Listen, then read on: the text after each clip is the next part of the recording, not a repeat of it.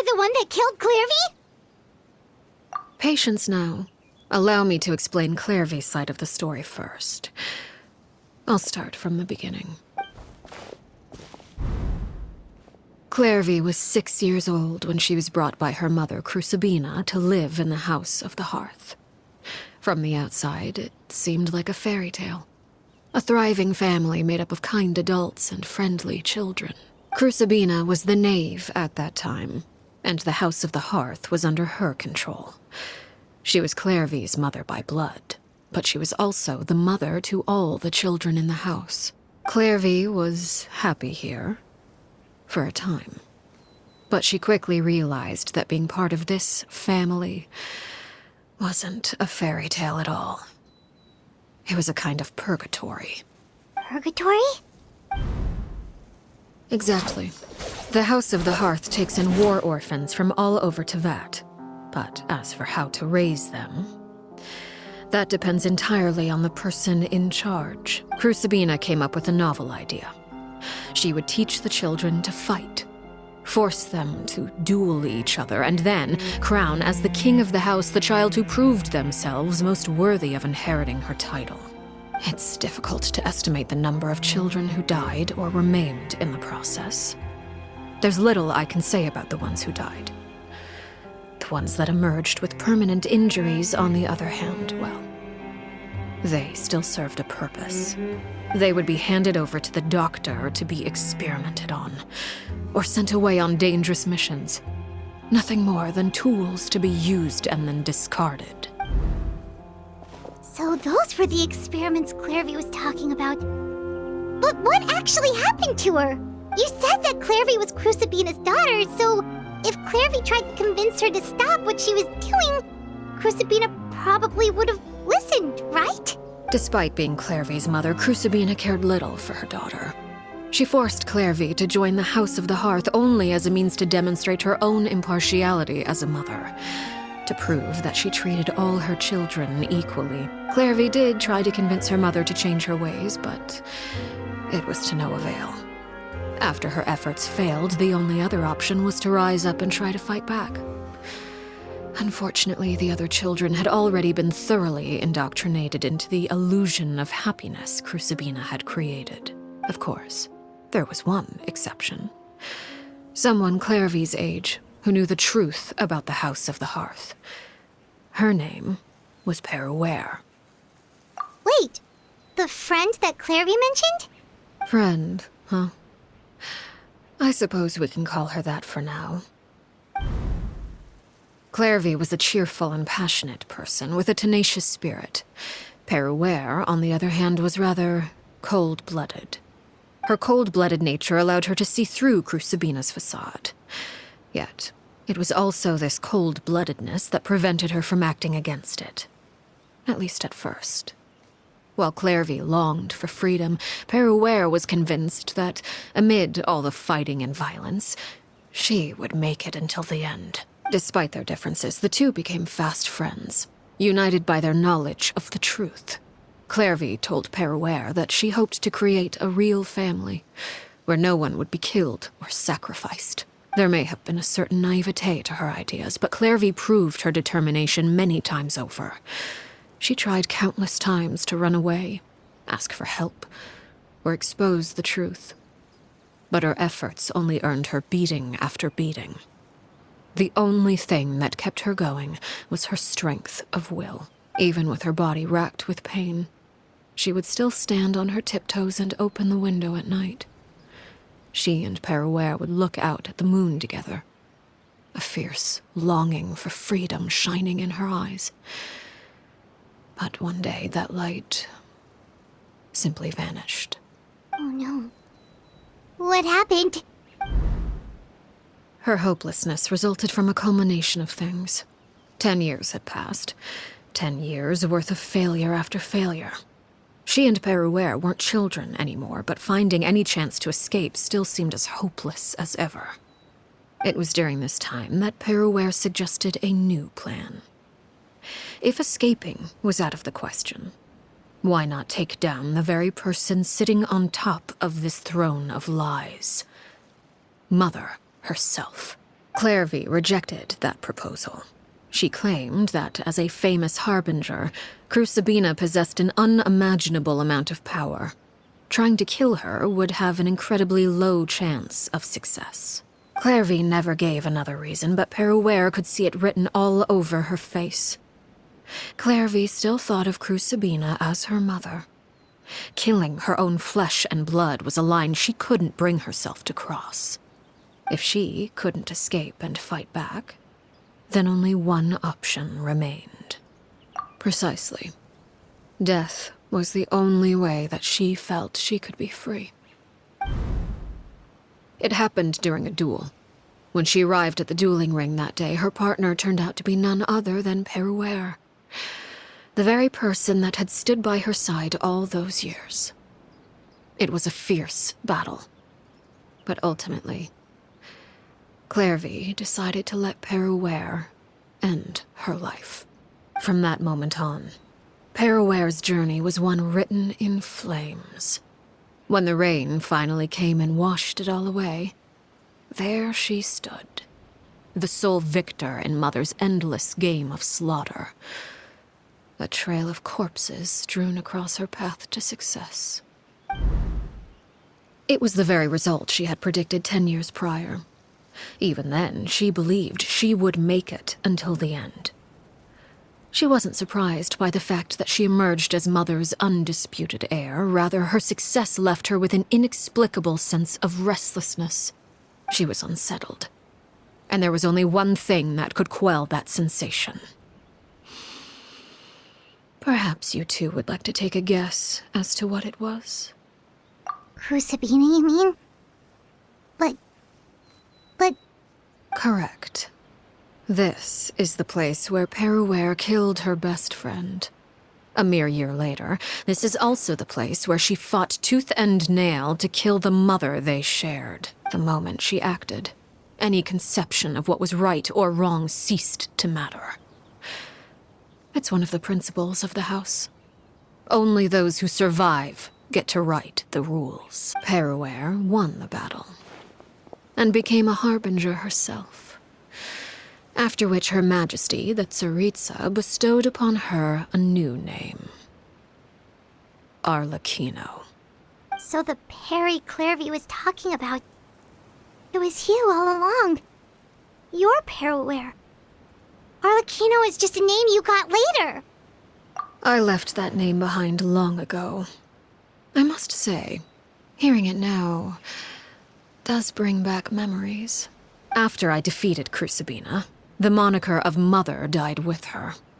I chose to forego the title she called herself, and even chose to give up my own name. I rebuilt the House of the Hearth under a new identity.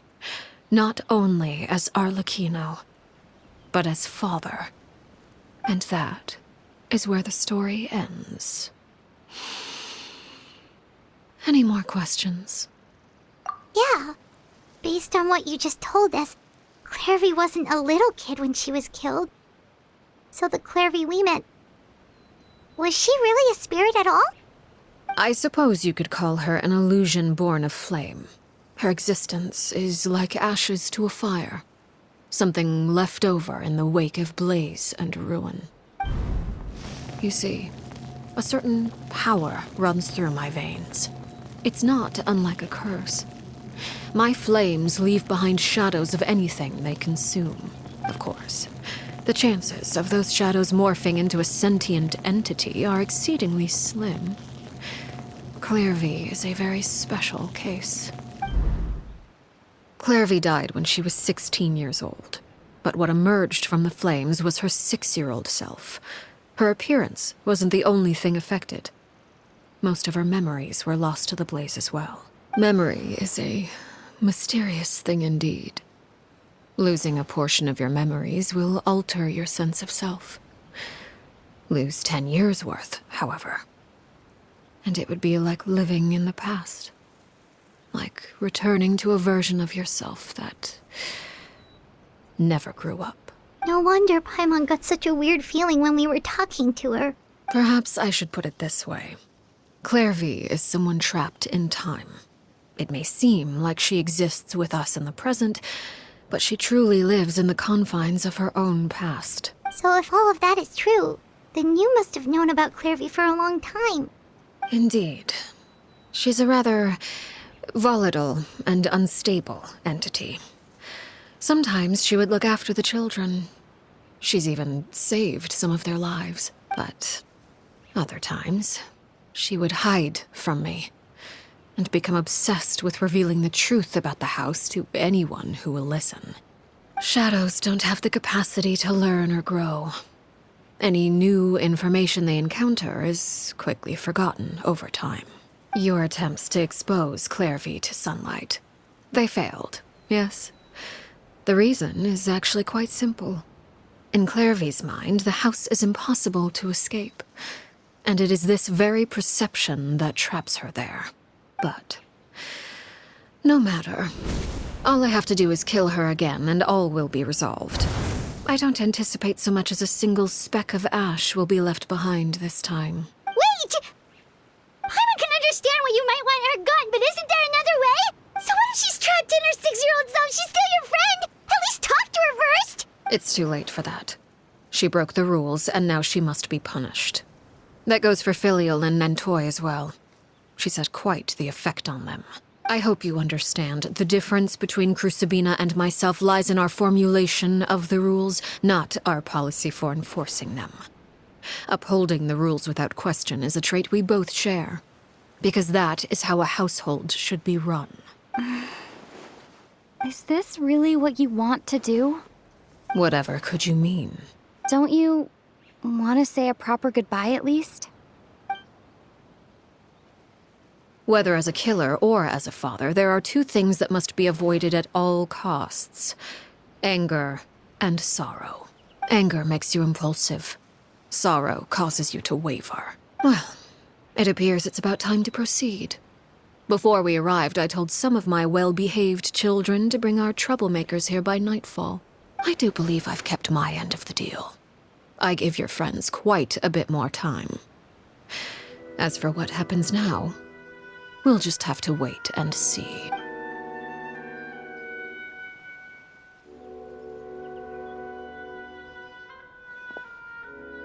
Here they are, Father. You gonna execute him? Seeing something like that would actually be a first for me. Lenny! I'm sorry. I heard about how you helped buy us more time, but I still failed. I couldn't find a way to fulfill her wish. Huh? Are you... Perry? Indeed, it's been a while, Clervie. Perry! Shh, stay right there. I'm sorry to postpone our reunion, but first I believe certain scores need settling.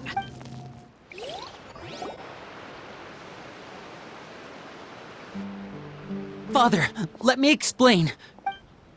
Out of my way. Father! You chose to conceal a threat to the house, and for that, you must be punished. Overall, however, I suppose your wrongdoing is hardly the most egregious of the bunch, so I'll deal with your punishments later. As for right now, the more pressing concerns are the traitors among us. By traitors? Do you mean us? Father, let me explain. We didn't mean to... Fultz, why don't you share what you heard? Yes, Father. Secret Midnight Meeting number 3. Participants, Filial, Nantoy, Sato, Toddy. Nantoy clearly said, "If only Father wasn't the one who took us in." Sato added, "I'm sick of this life. I just want to live as a normal person." Filial was the worst of them all. She called us crazies and said a bunch of mean things about Father. I did not! You're lying! Fultz is trying to frame us. It's not like I'm the only one who heard those things. After that, you and Toddy and a bunch of other people started talking about Clervie. You were using all those things Clervie brought up as an excuse to question Father. We're birds locked in a cage. The only way out is to destroy it. That's what you said, wasn't it? You little... You just want me gone, don't you? What did I ever do to you, huh? And you, Sheplo, have you forgotten who stood by your sickbed, watched over you, and changed your dressings? Come on, let's hear it then. What's your reason for all this? You're wrong, Filial. We don't want you to die. You're our family. Liar. You wouldn't be doing this if that were the case. So why? Why have you backed us into a corner? We all live in the House of the Hearth. You know the type of work we do, Filial. A single betrayal can cost dozens of us our lives. It's not like it's never happened before. That kind of thing is hard to forget. That's why the House of the Hearth cannot tolerate any form of betrayal.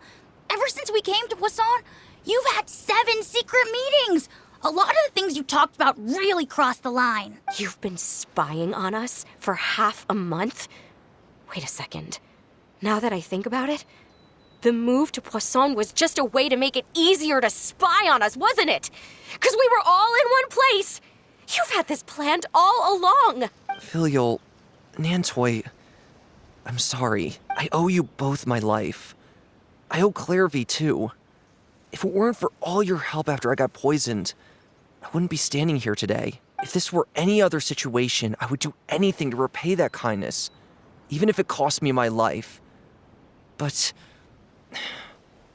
rules are rules. I'm sorry. My hands are tied. Why?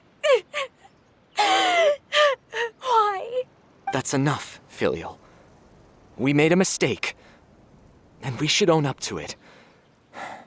We broke the rules, plain and simple. And now we have to face the consequences. I'm sorry, Chaplot. Fultz. I'm sorry, Father. We accept our punishment. Chaplot, according to the rules of the House of the Hearth, how should these traitors be punished? All those who betray the house pay with their lives. And so it shall be.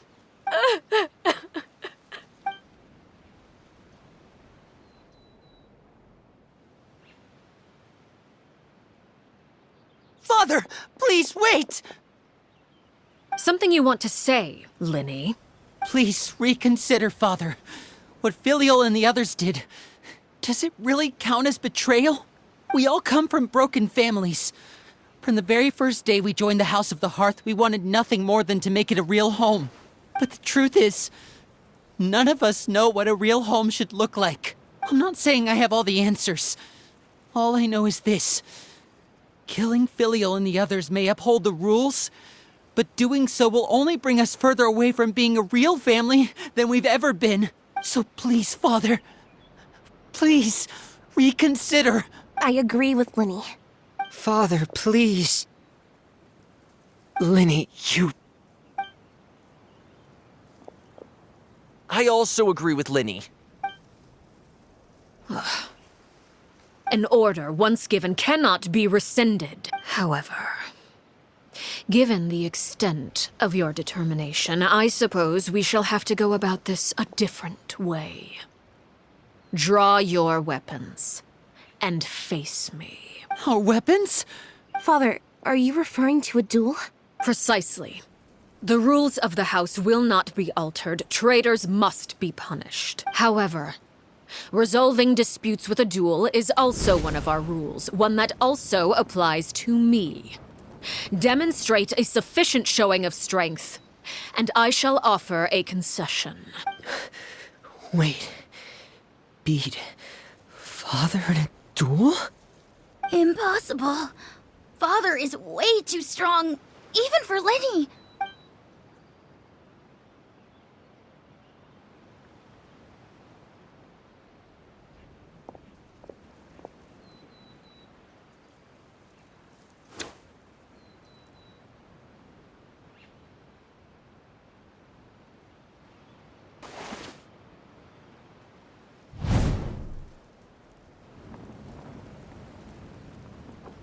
Did you hear that, Traveler? Lenny and the others have to duel the knave. What should we do? Can they really win something like that? If they lose, those people from the house are really going to be executed. Hey, are you listening? Don't you want to say a proper goodbye at least? Anger makes you impulsive. Sorrow causes you to waver.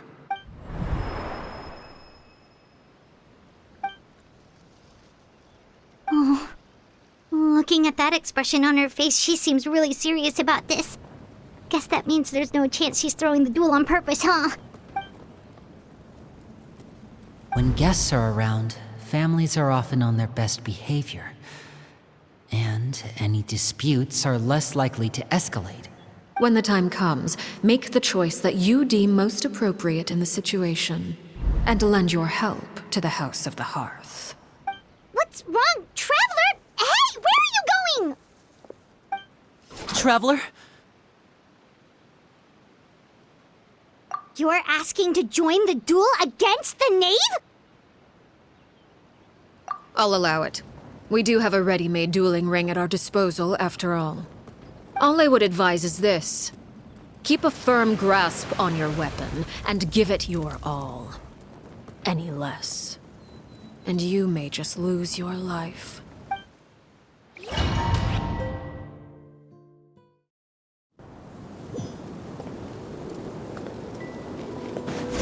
Right now, right here. Is it my turn now? Whirling snow! Embrace the ice! Coming at you! Attack! That's the... Now's our chance! Is it my turn now? Now that's more like it. Right now. Coming at you! Spare your energy. Running is... You alright? I'm always watching. Have a taste of purgatory. Let's move out. Hey there! Spare your energy. Running is of little use. Attack! Look out!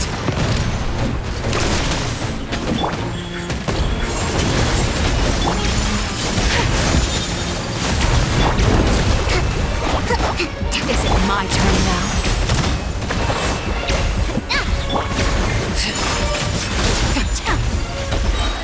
Now's our chance!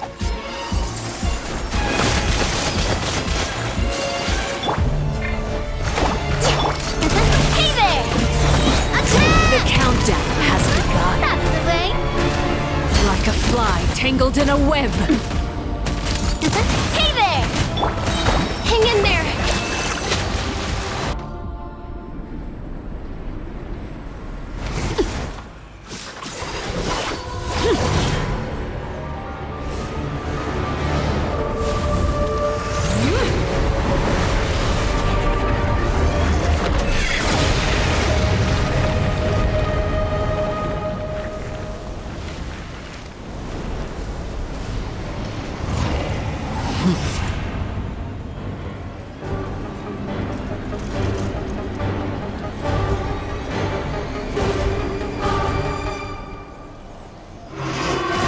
Kindness has been Hold the sealed. line! My blade is all that remains. Watch out! Emerge. Right now. So rude! Coming at you! Where did that come from? Now's our chance! Over here!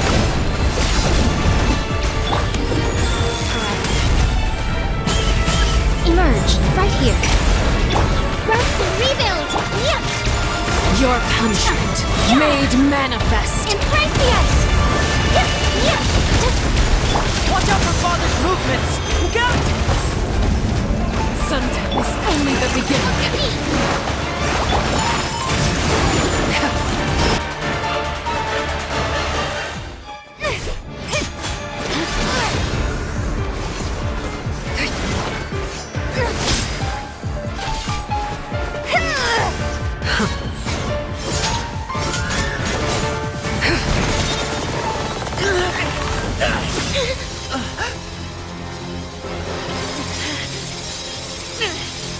You should know better than to crowd in one place.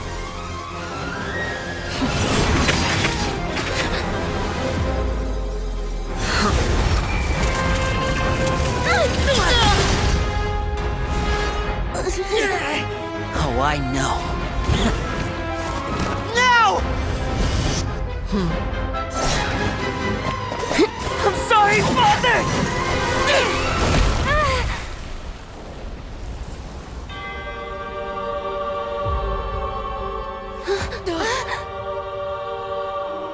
Sorry for what? This pitiful excuse for an attack.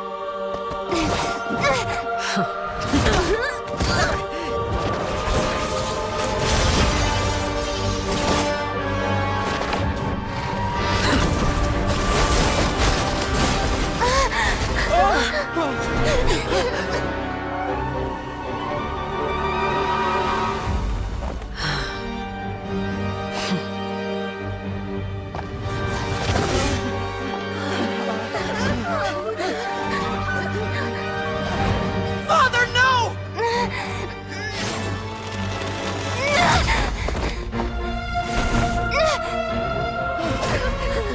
Made it out, did you? You're stronger than I expected.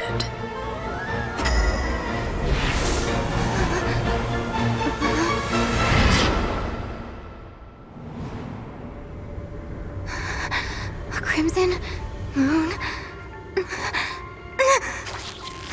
I can't move.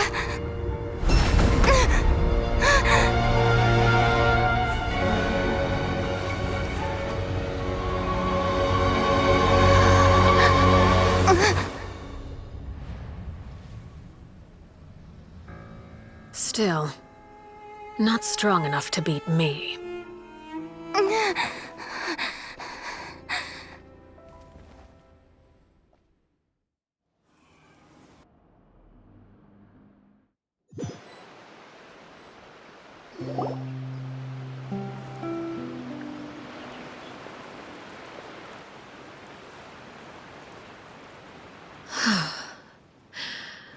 I believe we can end things here. It's not often that we get to enjoy the company of guests, after all. We wouldn't want things to get too out of hand. Brother, are you all right? Lenny! Given that I am the victor of this duel, as agreed, the punishment stands. No! I never thought things would end like this. However, everyone involved in the duel demonstrated a remarkable level of strength and determination. In light of this, I'm prepared to change the method of execution. Elwar, the bottled flames I gave you for safekeeping. Do you still have them? Yes? I wasn't sure what they were for, but I've kept them super safe. I didn't lose a single one. Wonderful. Then, in just a moment, I'll have you administer them. Bottled flames? Indeed. They're the product of a secret experiment. Under certain special circumstances, flames can be extracted from my person and preserved. Once ingested, searing pain will spread across every inch of your body. No harm will come to you physically, but your memories will be burned away, if you can withstand the pain. When you awake, you'll have forgotten everything you know about the House of the Hearth, and will be expelled from the organization. In other words, administering this concoction will kill the version of you that grew up in the house, and give you a new identity.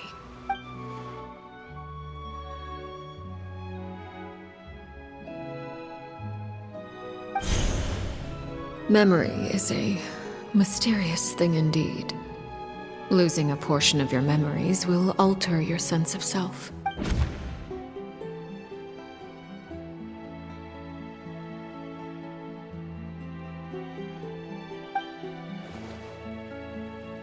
So, you're just letting us go, Father? You misunderstand. Memories are extremely important. Once consumed by flame, the version of you standing before me will die, and our secrets will die with you. So no, I don't intend to just let you go, because the person who survives will be nothing but a stranger. Even so, I won't have to live in fear anymore. I'm sorry, Father. I'm sorry I let you down. But I really... Don't cry, Filial. You haven't left the house yet, so there are still rules to be followed, yes? Remember what I taught you. Anger makes you impulsive, sorrow causes you to waver. Don't let yourself be controlled by your emotions. Of course. I'll remember. Dry your tears, and go pursue the life you really want. Yes, Father. Chaplot, Foltz, Elwar, take them back to Poisson. And bring Linny and the others as well. I prepared 3 extra vials of bottled flames. As for whether to take them, the choice is yours. Goodbye, children. The next time we meet, I will no longer be your father. Thank you for all you've done for the house. I hope you have bright futures ahead of you.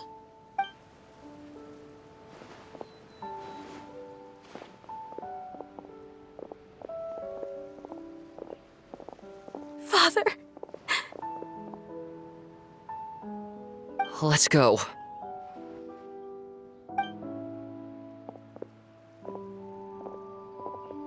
Here, grab my arm, Linny. I'll help you walk back. Thank you.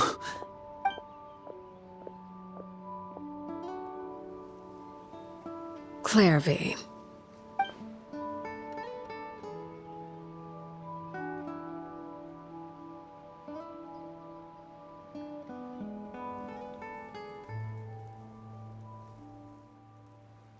Can we talk now? I've been waiting for a super long time. You really are Perry, aren't you? I haven't seen you in so long. How come you're all grown up? Wait, did I somehow travel to the future on accident? Or am I dreaming? What a long dream. Neither. You died, Clervie. That's what happened. You could have at least sugarcoated it a little. Look, she's not speechless. Oh. Okay then. Huh? That's it? You accepted it just like that? Yep. If that's what Perry says happened, then I believe her. Perry wouldn't lie to me. Plus, I don't really need to know why I'm like this. I'm more curious about what happens in the future. If you're a harbinger now, Perry, that means Mother is gone, isn't she? Can you tell me about it? I want to know what happened to her. And to me. You never stopped trying to defy fate. At first, no one believed you. You could only vent your frustrations to the moon. In fact, you often sought comfort in the night sky. You wanted to see the aurora, so one night we promised each other we would go to Snezhnaya to see it together. Later on, you tried to run away, but you were brought back each time. Mother spared your life, but it wasn't out of kindness. Instead, she decided to make an example of you by slowly torturing you over time. That way, the other children would know what happens to traitors. Still, you never gave up. Mother hoped that through ruthless duel after ruthless duel, she would be able to crown an ultimate victor among the children she raised. But you called on everyone to unite, to fight to a draw in order to reduce casualties. Your efforts may have only delayed the inevitable, but still. You gave them hope. You tried everything you could think of, but every attempt ended in failure. Still, you never turned your sword on Crucibina, and you never turned it on me. On that gloomy day, you told me, for the last 16 years of my life, I've done everything I can to fight for freedom. But now, I realize that the only freedom I truly possess is the freedom to choose to die. I never imagined I would say something like that.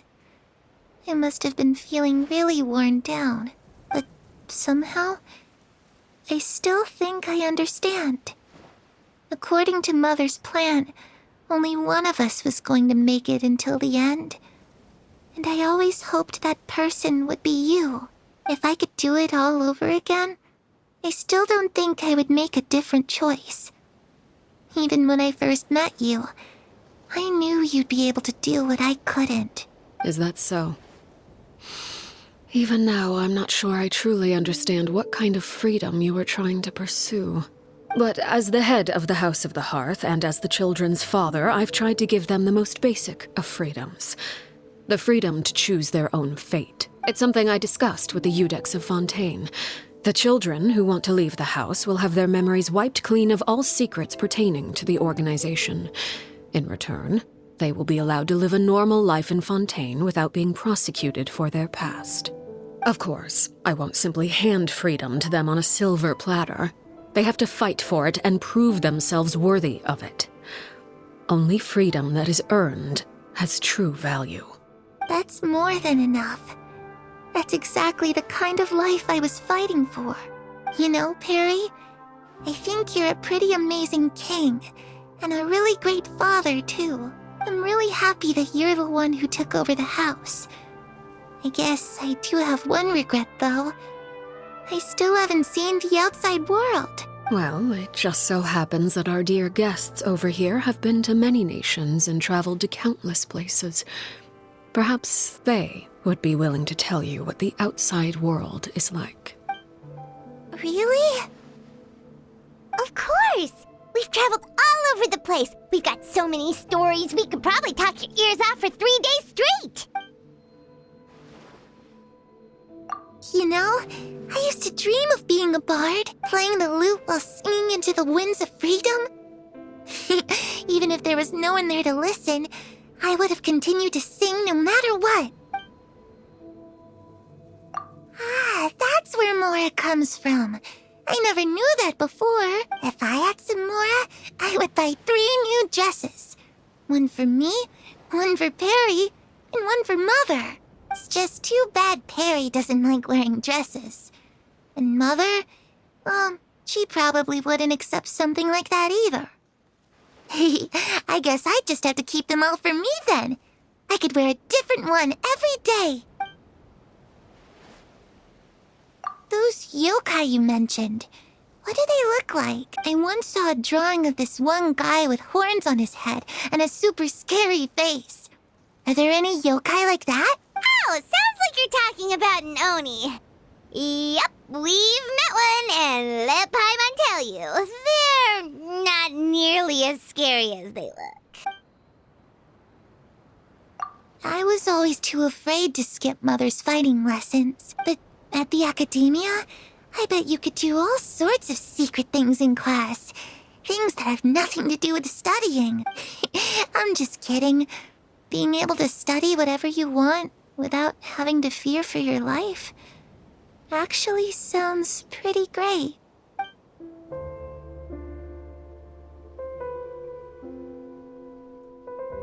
The situation was super dangerous. Lenny and Lynette were accused of committing a crime, and they were going to have to stand trial at the Opera Epicles.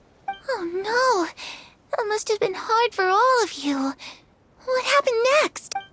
Don't worry, we were able to turn the situation around super quickly, all thanks to Detective Paimon, of course.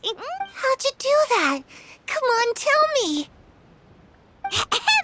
Okay, so it was like this. After the failed magic show, we rushed to the scene and...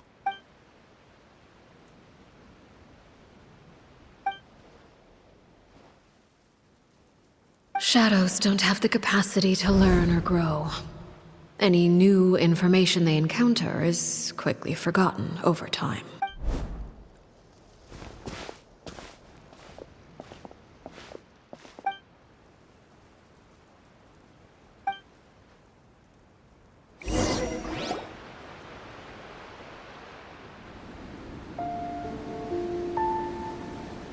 Clervie, you've worked tirelessly from the shadows to overthrow the House of the Hearth. Now, by my authority as the Knave, I shall announce how this matter ends. You are hereby expelled from the House of the Hearth. You are no longer tied to this place, nor are you bound by its rules. You're saying that I can finally leave? I get to experience the outside world as well?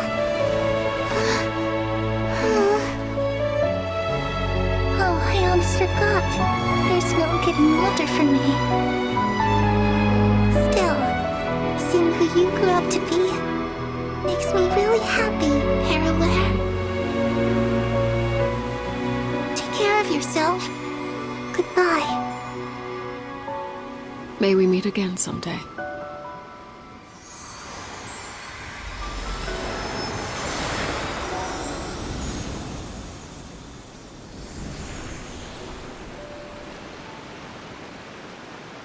Clervie.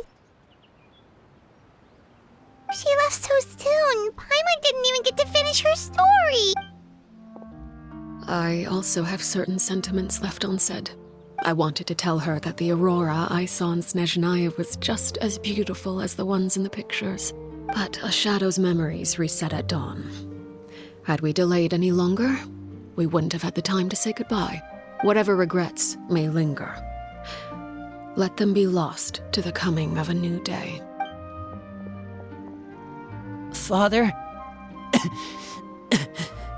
It's Linny! Hey, Linny!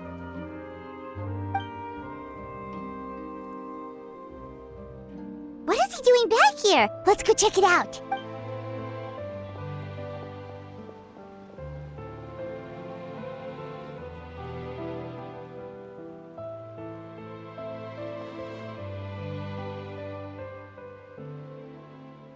Father, the bottled flames have been administered. Filial and the others have left the house. And you?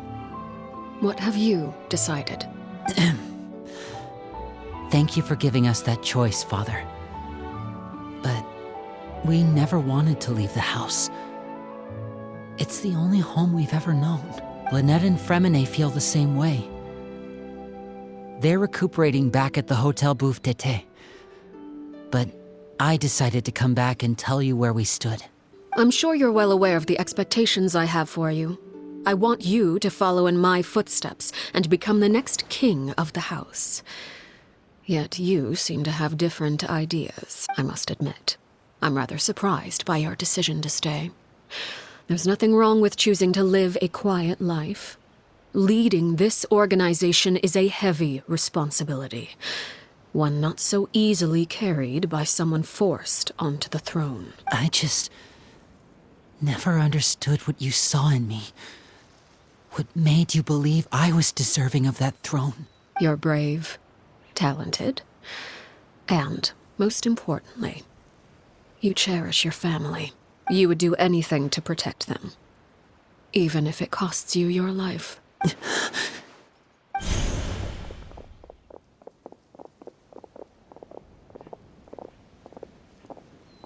Speaking up back there was so brave of you, Linny. It's all thanks to you that we were able to convince Father to back down. You're a hero, Linny. Hero? Father is the real hero. Had Father gone all out during the duel, there's no way I would have walked away with my life. She must have had it all planned from the beginning, from the very moment she suggested a duel. I'm not deserving of that title. I'm not strong enough or smart enough. You're wrong.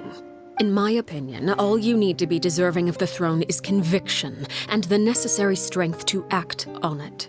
We may have different ideas of what it means to be a family, but you can hardly be said to lack conviction. What you truly lack is strength. For someone of your talent, though, that's something that will come with time. Even without that strength, you still chose to face me in a duel, even though the odds were stacked against you. That capacity to honor your convictions is what I truly see in you. Father.